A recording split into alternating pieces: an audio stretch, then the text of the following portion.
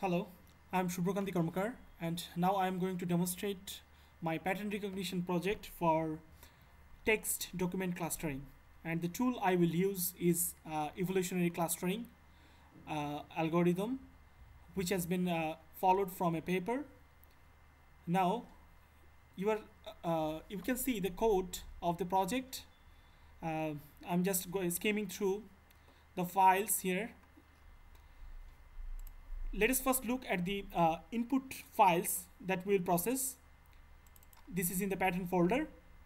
As you can see, there are 100 text documents, and I have clustered them as I know previously from my previous knowledge that these documents come from a specific domain. So I have leveled them, pre-leveled them actually. So you can see that there are 10 documents of arts.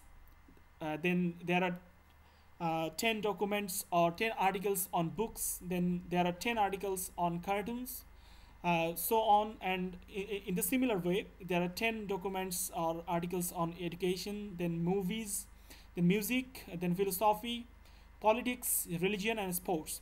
So 10 types of documents, and each type has 10 documents, so there are in a nutshell 100 documents. Now our clustering algorithm doesn't know about these classifications, so we will try to use our clustering algorithm to classify or cluster these documents into similar clusters. So we'd like to see if our algorithm can cluster these documents properly.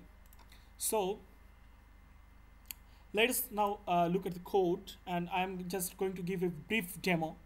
So let's first run the code. So here is a simple GUI. As we know, our input folder is pattern, so I'm writing pattern, and the output folder, maybe I just give the name result. Okay, so result, and I have created a folder named result. So theta is a parameter. Let's suppose that it's true. Okay, it's a user defined parameter, and we will have to change it to get a desired result. Okay, so now we first have to read the documents, the 100 documents I have mentioned. So that will be first read. So I just press the read documents button. So it is now reading the documents, and you can see that info files read and processed. This is the status. Now I will go for the cluster button. It will automatically cluster the documents. It will use evolutionary clustering algorithm, and finally give the outputs in the result folder.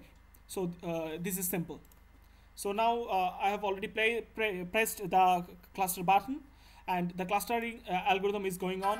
We will see soon that the clustering algorithm is actually producing the correct clusters. So the algorithm is running. We can see these. There are the outputs. So let us look into the results folder now. We can see that there are two clusters.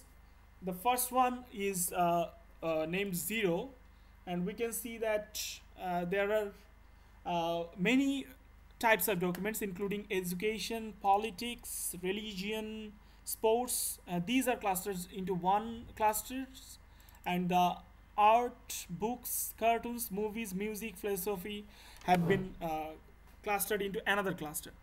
So although the clustering is correct, but we would like to get a more detailed clustering. So what can be done? We can change the parameter theta.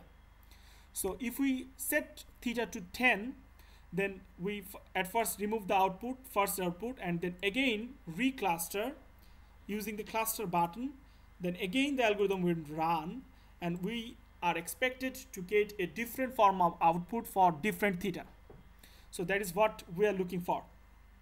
So in the meantime, it is actually the algorithm is running inside, and we can see that the algorithm has finished running, and we see the result folder, and there are actually 10 folders we can see, and we had actually 10 types of documents. So let's see what it says.